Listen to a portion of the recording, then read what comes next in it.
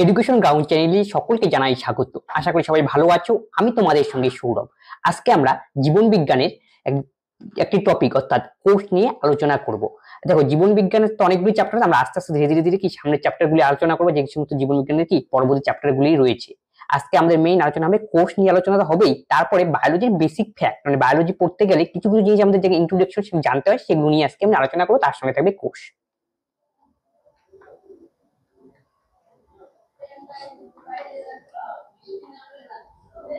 তাহলে কোষ পড়তে গেলে আমাদের প্রথমে জানতে হবে কোষ কি।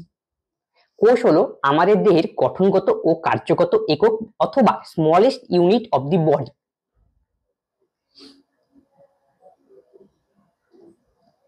আমাদের দেহের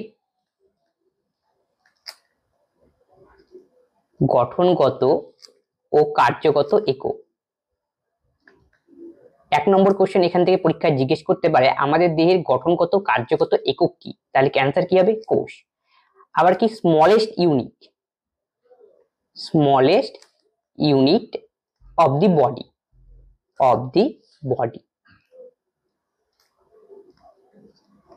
হলো কোষ। তাহলে কোষ আমাদের কেন প্রয়োজন, এটার জন্য একটা উদাহরণ নিতে হবে। মনে করো একটা বাড়ি কিভাবে তৈরি হয়, একটার পর একটা ইট, তারপরে একটা ইট, একের পর একসঙ্গে জুড়ে জুড়ে কি তৈরি হয়, একটা বাড়ি তৈরি হয়। সেরকম অসংখ্য কোষ নিয়ে তৈরি হয় কি একটা কি জীবদেহ। আসলে ব্যাপারটা এইভাবে ঘটে, অসংখ্য কোষ নিয়ে গঠিত হয় একটা কলা, কলা নিয়ে গঠিত হয় কি অঙ্গ, অঙ্গ নিয়ে অনেকগুলি অঙ্গ একে অপরের সঙ্গে জুড়ে তৈরি হয় কি তন্ত্র, অনেকগুলি তন্ত্র একসঙ্গে জুড়ে তৈরি হয় দেহ বা বডি। এইভাবেই কি কোষ কি করে, আমাদের কি দেহ গঠনে কি করে কাজ করে। এই জন্য কোষকে কি বলা হয়, আমাদের দেহের গঠনগত এবং কার্যগত একক। গঠনগত বুঝলাম, কারণ অসংখ্য কোষ নিয়ে তৈরি হয় কলা, কলা নিয়ে তৈরি করে অঙ্গ, অঙ্গ নিয়ে হয় কি তন্ত্র, তন্ত্রের দেহ। মানে গোটা বডিটাই কি কোষ কি তৈরি করতে গুরুত্বপূর্ণ ভূমিকা পালন করে। যেমন একটা বাড়ি তৈরি করতে ইটের প্রয়োজন, সেমন দেহ তৈরি করতে কোষের প্রয়োজন। এটা গেল আমাদের কি গঠনগত এবং কার্যগত একক কি। দেখো, কতগুলো কোষ নিয়ে কলা, কলা মানে কি আমাদের পেশি কলা, যোগ কলা, রক্ত, এটা কি তরল যোগ কলা। অঙ্গ মানে কি হৃৎপিণ্ড, ফুসফুস, এগুলি অঙ্গ। তাহলে কতগুলি কলা নিয়ে তৈরি হয় কি অঙ্গ, মানে হৃৎপিণ্ড, ফুসফুস তৈরি হয়। হৃৎপিণ্ড, ফুসফুস এগুলো নিয়ে কি একটা তন্ত্র, যেমন পৌষ্টিক তন্ত্র। পৌষ্টিক তন্ত্র আমাদের কি করে, খাবার পাচনে সাহায্য করে, পরিপাকে সাহায্য করে। তারপরে হলো রক্ত সংবহন তন্ত্র কি করে, ব্লাড সার্কুলেশনে সাহায্য করে। রেচন তন্ত্র আমাদের কি রেচনে কি করে সাহায্য করে। তাহলে কতগুলি অঙ্গ নিয়ে তৈরি হয় এইভাবে তন্ত্র, আর গোটা তন্ত্র নিয়েই তৈরি হয় কি আমাদের গোটা বডি। তার মানে কোষই কি এখানে কি মেইন ভূমিকা কি করলো, পালন করলো। এই জন্য কোষ দিয়ে তো গোটা দেহটা তৈরি হলো। এই জন্য গঠনগত এবং কার্যগত কি, যে পরিপাক তন্ত্র, পাচন তন্ত্র, দেহের বিভিন্ন কাজ ফাংশনে কি করে সাহায্য করে। এই জন্য কোষের, আমাদের দেহের গঠনগত ও কার্যগত একক কি হয়, কোষ বলা হয়। কোষ। তাহলে এই পরীক্ষায় ডাইরেক্ট তোমাকে কোশ্চেন জিজ্ঞেস করতে পারে আমাদের দেহের গঠনগত কার্যগত একক কি, তাহলে অ্যান্সার হবে কোষ। এবং কি স্মলেস্ট ইউনিট কি, এটা হলো কোষ। তাহলে কোষ পড়তে গেলে সর্বপ্রথমে মাথায় তাহলে কোষটা আবিষ্কার করলো কি। কোষ প্রথম আবিষ্কার করেছেন রবার্ট হুক। রবার্ট হুক তিনি যে কোষটি আবিষ্কার করেছেন সেটি প্রথমে কি ছিল, মৃত কোষ ছিল। তাহলে কি কোষ আবিষ্কার করেছেন তিনি, মৃত। মৃত মানে কি, গাছের ছাল থেকে কি তৈরি হয়, কক তৈরি হয়। কক মানে মনে করো আগেরকার দিনে দেখা যেত বা হোমিওপ্যাথি হচ্ছে যে মেডিসিনের মধ্যে ছিপি দেখতে পাওয়া যায়, সেখানে কক মানে গাছের ছালের মধ্যে পাওয়া যায়, সেটা দিয়ে তৈরি হয় কর্ক। সেই কর্কের মধ্যে তিনি প্রথম কি পর্যবেক্ষণ করেছিলেন কি এক ধরনের কি কোষ। সেই কোষটি কি ছিল, মৃত কোষ। তাহলে প্রথম তোমাকে যদি প্রশ্ন বলে প্রথম কোষ কে আবিষ্কার করেছে, প্রথম কোষ আবিষ্কার করেছে রবার্ট হুক। সেই কোষটি কি কোষ ছিল, সেই কোষটি মৃত কোষ ছিল। এটা হলো 1 নম্বর কোশ্চেন। কোথা থেকে আবিষ্কার করেছিল, কর্ক থেকে। এতটুকু বোঝা গেল। তারপরে গেল কোষ। তাহলে প্রথম জীবন্ত কোষ করেছিল, লিভিং সেল আবিষ্কার করেছিল কে, লিউয়েন হক। লিউয়েন হক কি আবিষ্কার করেছিল তিনি, প্রথম জীবন্ত কোষ বা লিভিং সেল, লিভিং সেল। প্রথম কোষকে আবিষ্কার করেছে রবার্ট হুক। সেই কোষটি কি ছিল, মৃত কোষ ছিল। প্রথম জীবন্ত কোষকে আবিষ্কার করেছে লিউয়েন হক। এতটুকু বোঝা গেল। কোষ কি আমরা বুঝলাম, কতগুলি কোষ হলো কি আমাদের গঠনগত কার্যগত কি কোষ, এবং কতগুলি কোষ নিয়ে কি তৈরি হয় কলা, কতগুলি কলা নিয়ে তৈরি হয় অঙ্গ, কতগুলি অঙ্গ নিয়ে হয় কি তন্ত্র, তন্ত্র নিয়ে আমাদের গোটা বডি। এই যে কোষ, এই যে কোষ নিয়ে তো একটা অধ্যায়ন রয়েছে। কোষ নিয়ে পড়াশোনা করাকে কি বলা হয়, কোষ নিয়ে পড়াশোনাকে বলা হয় সাইটোলজি, বা বাংলা একে বলা হয় কোষ বিদ্যা। সাইটোলজি বা কোষ বিজ্ঞান দুটো জানা ভালো, কিন্তু পরীক্ষাতে আমাদের কোষ বিদ্যা লেখা থাকবে না, পরীক্ষায় কি সাইটোলজি বলে কি লেখা থাকে। স্টাডি অফ টিস্যু মানে কলা নিয়ে যে পড়াশোনা, সেই কলা নিয়ে পড়াশোনা করাকে কি বলা হয়? হিস্টোলজি। সেটা তোমরা মনে রাখবে, এটা হলো কি কোষের বেসিক জিনিস। এবার দেখো রবার্ট হুক আর অ্যান্টনিও ভ্যান লিউয়েনহোফ, এই দুজন নিয়ে আমরা আলোচনা করব। কেন? এখান থেকে আমাদের পরীক্ষায় অবজেক্টিভ কোশ্চেন কি করে? জিজ্ঞেস করে। প্রথম কোষ কে আবিষ্কার করেছে? যা আমি পূর্বেই বললাম, প্রথম কোষ আবিষ্কার করেছেন রবার্ট হুক। তিনি কত সনে আবিষ্কার করেছিলেন? 1665 সনে। এর জন্য প্রথম তিনি যেহেতু কোষের সন্ধান দিয়েছিলেন, এই জন্য তাকে কি বলা হয়? ফাদার অফ সাইটোলজি মানে কোষবিদ্যার জনক। তাহলে ডেট প্লান্ট সেল মানে কি? প্রথম যে কি কোথা থেকে তিনি কোষটা খুঁজে পেয়েছিলেন? কক থেকে। ককটা কি ছিল আসলে? ডেড সেল ছিল। তার মানে কি ডেড সেলটাকে কক কোথা থেকে তৈরি হয়? গাছের ছাল থেকে তৈরি হয় কক। তার মানে কি তিনি প্রথম, তার মানে কি ডেড প্লান্ট সেল কি করেছিলেন? ফার্স্ট আবিষ্কার করেছিলেন। তাহলে বোঝা গেল, একটু লিঙ্ক করে করে পড়বে, তাহলে কি তোমাদের কি ডাইরেক্ট কত মুখস্থ করতে হবে না। এবার আসি অ্যান্টনিও ভ্যান লিউয়েনহোফ। কেন এতগুলো একসঙ্গে করলাম? কারণ কি পরীক্ষায় কিন্তু ছোট ছোট কোশ্চেন জিজ্ঞেস করে, একবার যেন অ্যান্টনিও ভ্যান কি কি নিয়ে কাজ করেছিলেন, কি কি আবিষ্কার করেছিলেন। প্রথম জীবন্ত কোষ বা সজীব কোষ আবিষ্কার করেছিলেন কে? Antonio van লিউয়েনহোফ। এছাড়াও তিনি প্রথম কি যে কোষটা সেটা কি অ্যানিমেল সেল আবিষ্কার করেছিলেন, সেটা লিভিং ছিল। এবং কি ফার্স্ট প্লান্ট সেল লিভিং মানে জীবন্ত, লিভিং লেখা মানে কি জীবন্ত কোষ, তিনি কি করেছিলেন? আবিষ্কার করেছিলেন। অ্যান্টনিও ভ্যান লিউয়েনহোফ আবিষ্কার করেছিলেন। তারপরে প্রোটোজোয়া আবিষ্কার করেছেন। প্রোটোজোয়া মানে কি জলের মধ্যে ক্ষুদ্র ক্ষুদ্র জীব দেখতে পাওয়া যায়, এটা হলো প্রোটোজোয়া। যেমন তিনি যে প্রোটোজোয়াটা তিনি প্রথম পর্যবেক্ষণ করেছেন, তার নাম হলো হাইড্রা। এটা তোমরা মনে রাখো, পরীক্ষায় আসতে পারে। প্রোটোজোয়ার প্রথম সন্ধান কে করেছিলেন? Antonio van Leeuwenhoek. তার নাম কি? তার নাম হলো হাইড্রা। তিনি মেল গ্যামেট আবিষ্কার করেছিলেন এবং তিনি ব্যাকটেরিয়াও কি করেছিলেন? আবিষ্কার করেছিলেন। তার একটা বিখ্যাত বই আছে, সেই তিনি একটা বই লিখেছিলেন, সেই বইটি হলো কি দ্য সিক্রেট অফ নেচার। পরীক্ষা এটা কিন্তু আসে। তাকে কি বলা হয়? ফাদার অফ মাইক্রোবায়োলজি মানে অণুজীববিদ্যার জনক বলা হয় কাকে? Antonio van Leeuwenhoek. একসঙ্গে দুটো দিয়ে দিন, পরীক্ষায় আমাদের কনফিউশনে কে কোনটা আবিষ্কার করেছে। এই জন্য পরীক্ষা ডাইরেক্ট এখান থেকে কোশ্চেন করে, এবং তাই আমরা এটা নিয়ে ডিটেলস আলোচনা। এরপরে দেখো কি রয়েছে। কোষ। কোষ নিয়ে তো কোনটা কোষ কি কি কাকে বলে আমি পূর্বে আলোচনা করলাম। এখান থেকে ডাইরেক্ট তোমাকে কোশ্চেন জিজ্ঞেস করবে, সবচেয়ে বৃহত্তম কোষের নাম কি? সবচেয়ে বৃহত্তম কোষের নাম হলো অস্টিসের ডিম। হলো কি সবচেয়ে বৃহত্তম কোষ। দেখো ছবিটা দেখে নাও, এটা হলো কি অস্টিসের ডিম, সবচেয়ে কি বৃহত্তম কোষ। এখানে যে সমস্ত নিয়ে আলোচনা করছি এখন, বৃহত্তম ক্ষুদ্রতম, সেটা কি ওভারঅল মানে সবার উপর সর্বোপরি প্রাণী উদ্ভিদ যা আছে সব মিলিয়ে। তাহলে ওভারঅল লার্জেস্ট সেল তাহলে কোনটা? অস্টিসের ডিম। ছবি দেখে মনে রাখো, তাহলে কি মনে থাকবে। ইংরেজিতে যদি অপশন থাকে এগ অফ অস্টিস। তাহলে স্মলেস্ট সেল কি? স্মলেস্ট সেল হলো মাইক্রোপ্লাজমা। মাইক্রোপ্লাজমার ছবিটা দেখে নাও, এটা হলো মাইক্রোপ্লাজমা, এই টাইপের থাকে, এটা কি স্মলেস্ট সেল। পরীক্ষা এখান থেকে এসএসসির পরীক্ষায় জিজ্ঞেস করে মাইক্রোপ্লাজমাও যা পিপিএলও তা। পরীক্ষায় মাইক্রোপ্লাজমা সবাই তো পড়ে যায়, কিন্তু মাইক্রোপ্লাজমা অপশন না দিয়ে পরীক্ষা দেওয়া থাকবে পিপিএলও। পরীক্ষায় আসবে স্মলেস্ট সেল কোনটা, তখন তোমাকে মাইক্রোপ্লাজমা অপশন না দিয়ে দেবে পিপিএল, তখন তোমাকে টিক করতে হবে কি পিপিএল, তোমাকে জানতে হবে। আবার পিপিএল এর ফুল ফর্মও পরীক্ষায় জিজ্ঞেস করে।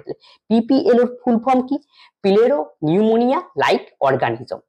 এই যে স্মলেস্টে রয়েছে মাইক্রোপ্লাজমা প্লাজমা, একে কি বলা হয়? Joker of plant kingdom.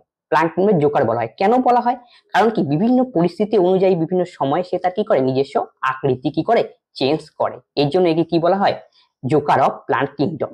আরেকটা রয়েছে আমরা কি বলি? অ্যামিবা। অ্যামিবা, অ্যামিবাও ঠিক কি ওরকম টাইপেরই কি এক ধরনের কি জীব। গেল। তাহলে লংগেস্ট সেল কাকে বলা হয়?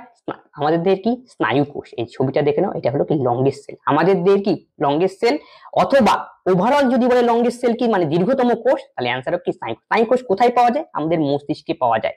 স্নায়ু কোষ কি হয় না? বিভাজিত হয় না। এটা কিন্তু পরীক্ষায় জিজ্ঞেস করে কোন কোষ আমাদের দেহে বিভাজিত হয় না, অ্যান্সার হবে কি স্নায়ু কোষ। তাহলে দেখো স্নায়ু কোষ তো বিভাজিত হয় না, তার মানে কি আমার স্নায়ু মাথায় থাকে, তাহলে মাথায় কি চোট পেলে কি স্নায়ু কোষ কি ক্ষতিগ্রস্ত হওয়ার সম্ভাবনা রয়েছে। এই যে স্নায়ু কোষের কি মাথার উপরে কি শক্তপোক্ত অংশ, তার ভেতরের দিয়ে কি থাকে? স্নায়ু কোষ। তারপরে দেখো নেক্সটে কি রয়েছে? লার্জেস্ট ইউনিসেলার প্লান্ট সেল, সেটা হলো কি অ্যাক্টে বুলেরিয়া। এটা দেখো ছবিটা দেখে নাও, এটা হলো অ্যাক্টে বুলেরিয়া। লার্জেস্ট ইউনিসেলার প্লান্ট সেল কিন্তু উদ্ভিদ কোষ, এটাকে অ্যাক্টে বুলেরিয়া। পরীক্ষা একটুখানি ধরে ধরে পড়বে, কারণ কি না পড়লে তোমাকে কনফিউশন হবে কোনটার সঙ্গে কোনটা। এটা হলো ওভারঅল নিয়ে আলোচনা করবো। এবার হিউম্যান বডির যেটা রয়েছে সেটা নিয়ে আলোচনা করবো। তাহলে smallest cell of human body, মানব দেহের সবচেয়ে ক্ষুদ্রতম সেল, সেটা কি স্পার্ম বা শুক্রাণু। এরপরে কি largest female cell, largest cell of human body, female cell না sorry, largest cell of human body, সেটা কি ফিমেল ওভাম, যে ডিম্বাণু। লার্জেস্ট বা লংগেস্ট সেল মানব দেহে সেটা কি নিউরন। নিউরন কিন্তু ওভারঅল লংগেস্ট সেল অথবা মানব দেহের কি longest cell. Fastest cell division হয় কার? লিভারে। লিভার হলো এমন একটি অঙ্গ আমাদের দেহে তার কি দ্রুত কি হয় কোষ বিভাজন হয়। সেল ডিভিশন মানে কোষ বিভাজন। তার মানে কি দেখো আমাদের যদি লিভার ক্ষতিগ্রস্ত হয় সেটা কি অটোমেটিক ভাবে নিজের থেকে কি হয় অতি দ্রুতভাবে নিজেকে রিপেয়ার করে নেয়। এই জন্য একে বলা হয় পরীক্ষায় আসে ফাস্টেস্ট সেল ডিভিশন দেখা যায় আমাদের দেহের কোন অঙ্গের? তাহলে অ্যান্সার কি হবে? লিভার। স্মলেস্ট সোমাটিক সেল সেটা হলো কি আরবিসি মানে লোহিত রক্তকণিকা হলো কি স্মলেস্ট সোমাটিক সেল। আর ওভারঅল যদি তোমাকে স্মলেস্ট বলা হয় তাহলে কি হবে? স্পার্ম। সেটা মনে রাখবে।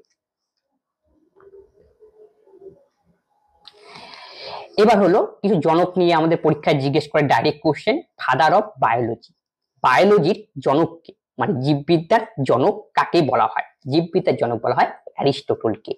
বায়োলজি যে টার্মটা রয়েছে মানে জীববিদ্যা, এই টার্মটা প্রথম ব্যবহার করেছিলেন বিজ্ঞানী ল্যামার এবং কি টিভারসেনাস, সেটা তোমরা মনে রাখবে। এবং ফাদার অফ বোটানি, বোটানি মানে উদ্ভিদবিদ্যা, যেখানে উদ্ভিদের বিভিন্ন অংশ নিয়ে কি করা হয় পড়াশোনা করা হয়। আর বায়োলজি মানে ওভারঅল, আর জুলজি মানে প্রাণীবিদ্যা, প্রাণীদের বিভিন্ন অংশ নিয়ে সেখানে কি করা হয় আলোচনা করা হয়। তার জন্য এখানে কি বলেছে ফাদার অফ বোটানি কাকে বলা হয়? ফাদার অফ বোটানি বলা হয় থিওফ্রেস্টাসকে, মানে তাকে উদ্ভিদবিদ্যার জনক বলে। এটা কিন্তু মোস্ট রিপিটেড কোশ্চেন।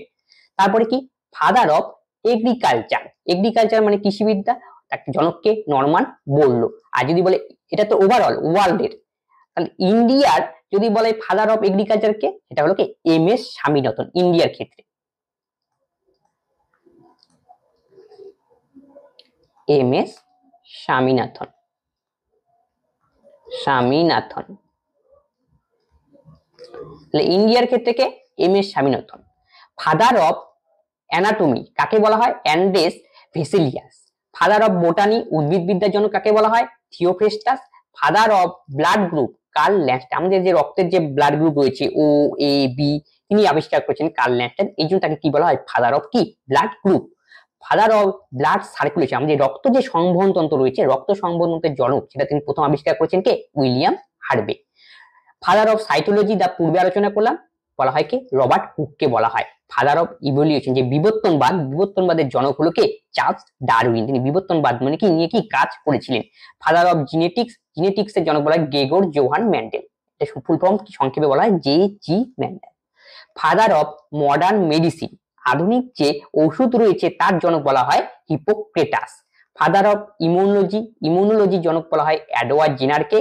এবং ফাদার অফ ট্যাক্সোনমি যে শ্রেণীবিন্যাস রয়েছে, শ্রেণীবিন্যাসের জনক কাকে বলা হয়? কার্ল লিনিয়াসকে। কার্ল শ্রেণীবিন্যাস কি উদ্ভিদ জগতের শ্রেণীবিন্যাস, প্রাণী জগতের বিভিন্ন শ্রেণীবিন্যাস যে রয়েছে গণ প্রজাতি শ্রেণী, এগুলি নিয়ে কাজ করেছিলেন কার্ল লিনিয়াসকে। এবং দ্বিপদ নামকরণ নিয়ে কাজ করেছিলেন।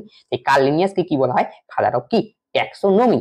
ফাদার অফ সার্জারি কাকে বলা হয়? সুস্থ, প্রাচীন গুপ্ত যুগের সময় ছিল, ওই সময় কি করেছে চিকিৎসাবিদদেরকে সার্জারি করেছিলেন, অপারেশন তিনি প্রথম ভারতীয় জন্য তাকে কি বলা হয়? Father of surgery. Father of biodiversity বলা হয় কাকে? এডওয়ার্ড ও উইলসন, তিনি বায়োডাইভার্সিটি মানে জীব বৈচিত্র্য নিয়ে কাজ করেছিলেন।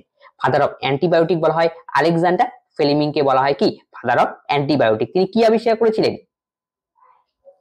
তিনি আবিষ্কার করেছেন কি আলেকজান্ডার ফ্লেমিং যে ছত্রাক ছিল ফাঙ্গি, ফাঙ্গির থেকে কি হয়েছে একজন কি অ্যান্টিবায়োটিক আবিষ্কার করেছেন দেখবো। তাহলে আলেকজান্ডার ফ্লেমিং কি আবিষ্কার করেছিলেন? অ্যান্টিবায়োটিক।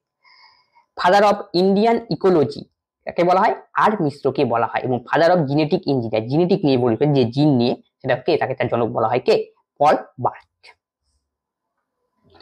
এই ছিল আমাদের আলোচনা। আজকের আলোচনা মেনলি সংক্ষিপ্ত আলোচনা, কারণ কি এটা হলো একদম বেসিক পার্ট। আর কোর্সের আমরা একটু সামান্য কিছু পড়লাম। এর নেক্সট পার্টের মধ্যে আমাদের কোর্সের আস্তে আস্তে ডিটেলসে আমরা কি করব আলোচনা করব। তোমাদের যদি আজকের ক্লাসটি হেল্পফুল মনে হয় তবে অবশ্যই আমাদের বন্ধুর সঙ্গে শেয়ার করবে। আর কোনো যদি ডাউট হয় তা অবশ্যই তোমরা কমেন্ট বক্সে কমেন্ট করবে। এবং পরবর্তী যে কোর্সের যে একটা ফার্স্ট পার্ট আজকে আলোচনা করলাম, সেকেন্ড পার্ট, থার্ড পার্ট এরকম আস্তে আস্তে আমরা কোর্সটি ডিটেলস আলোচনা করবো। তবে আমাদের চ্যানেলের সঙ্গে জুড়ে থাকো, ডিটেলসে তোমরা এই ক্লাসগুলি পেতে পারবে। তবে আজকের ক্লাস আমরা এখানেই শেষ করছি। পরবর্তী নেক্সট ভিডিওতে আবার দেখা হচ্ছে। ধন্যবাদ।